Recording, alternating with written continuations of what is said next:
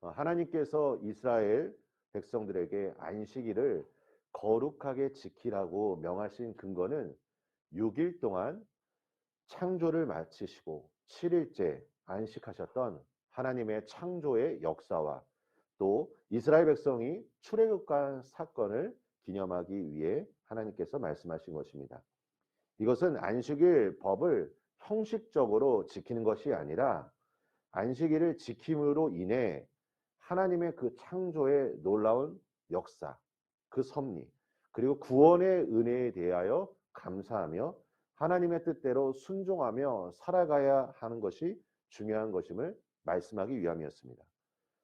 그래서 안식일 규정은 그 특성상 좀 눈에 잘 띕니다. 회당 예배에 참석하고 있는지, 또 일터에 혹시 나가고 있는 것은 아닌지 금방 알 수 있는 것이죠. 그래서 유대인 공동체에서는 경건한 사람이 존경을 받다 보니 이게 사람들끼리 더 경쟁적으로 더 경건한 사람이 되려고 하는 경향이 생기게 된 것입니다. 그렇다 보니 안식일 규정이 더 세밀해지고 그 규정들을 일일이 지키는 사람이 더 경건한 사람으로 존경받게 된 것입니다. 그리고 그 사람들은 영향력을 행사하며 권세까지도 행사했습니다. 예수님의 제자들이 밀밭 사이로 지나다가 이삭을 잘라 손으로 비비어 먹자 역시 바리새인들이 제자들이 안식일에 노동을 했다라고 비난했습니다. 또한 예수님이 안식일에 손 마른 사람을 고치신 일도 안식일 법을 어긴 것이라고 정죄했습니다. 이에 예수님께서 말씀하시기를 옛날 역사를 말씀하시면서 다윗이 그와 함께한 자들이 배가 고플 때 하나님의 집에 들어가 임재를, 그러니까 제사장들만 먹도록 허용된 임재의 빵을 가져다 먹은 것을 말씀하십니다.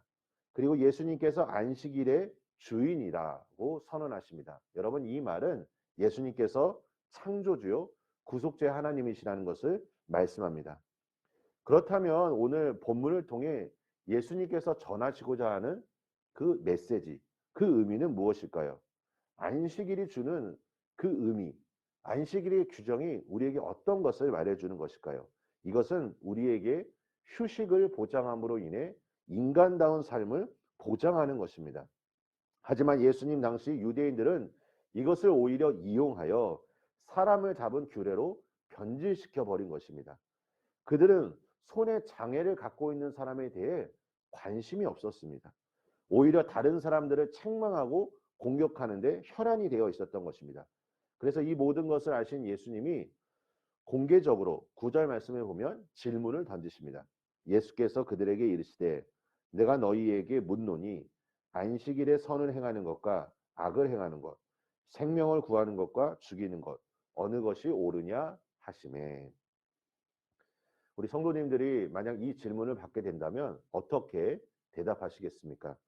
이 질문은 누구라도 대답할 수 있는 쉬운 문제입니다. 율법은 인간의 생명과 자유를 보호할 것을 명령하고 있습니다. 그렇게 예수님은 이 원칙에 따라 손이 마른 사람을 치유해 주신 것입니다. 그런데 서기관과 바리새인들은 이 율법이 가지고 있는 본질을 놓치고 만 것입니다.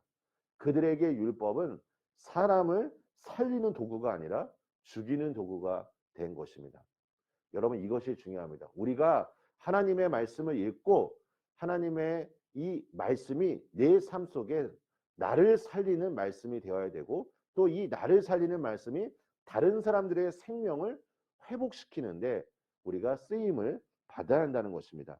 안식을 누리는 사람이 있고 또 안식일에 급급한 사람이 있습니다. 이 안식일이 무엇인지 온전히 이해하고 누리는 사람이 있고 하나님이 주신 것들로 뭔가 일하려는 사람들이 있습니다. 여러분, 안식일 이것이 무슨 의미입니까? 그리스도를 창조주요 구원주로 믿고 믿음 안에서 참된 그 안식과 평안을 누리는 것이 안식이 우리에게 주고 있는 메시지입니다. 하나님께서 우리를 위하여 안식일을 만드시고 그날을 복된 날이라고 말씀하셨습니다. 우리 성도님들은 이 주일날 예배 안에서 하나님이 주신 참된 평안과 안식을 누리고 계십니까? 출애굽기 33장 14절 말씀에 보면 모세를 향하여 하나님께서 말씀하시기를 내가 너를 쉬게 하리라. 여러분 이 말씀은 단순히 쉰다는 의미로서 끝나는 것이 아니라 모세에게 하나님이 주신 위로이면서 또 모세를 향해 하나님께서 적극적으로 하나님이 일을 하시겠다는 의미입니다.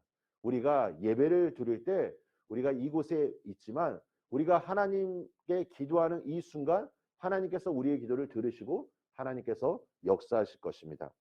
오늘 12절 말씀 이후에 보면 예수님께서 이제 12제자를 부르신 사건이 나옵니다. 하나님 나라를 위하여 하나님께서는 예수 그리스도의 제자를 세우셨습니다. 오늘 우리도 마찬가지입니다. 하나님께서 우리를 예수님을 믿는 그리스도인으로서 그리고 예수님을 닮은 제자로서 부르셨습니다. 세상이 우리에게 어떻게 한다 할지라도 우리는 오직 하나님 나라를 바라보며 제자로서의 부름을 받았다는 것을 인식하여 예수님께서 원하시는 그 좁은 길, 그 십자가의 길을 걸어가며 우리 성도님들에게 주신 하나님의 그 놀라운 사명을 이루시기를 예수님의 이름으로 축원합니다. 우리 함께 기도하겠습니다. 하나님 아버지 감사합니다. 아버지 하나님, 우리가 날마다 그리스도 안에 거하며 하늘로부터 임하는 참된 평안과 안식을 누리기를 소망합니다. 아버지 하나님, 우리의 믿음의 눈이 열려져 하나님 나라를 더욱더 갈망하며 하나님 나라를 이루기 위해 오늘도 말씀 안에서 순종하게 하여 주시고 성령님 우리를 도우시고 인도하여 주시사 내가 하는 것이 아니라 내 안에 살아계 있어서 지금도 역사하시는 예수 그리스도 안에서 우리가 모든 일을 행할 수 있도록 주께서 이 시간 축복하여 주시옵소서. 예수님의 이름으로 기도합니다. 아멘.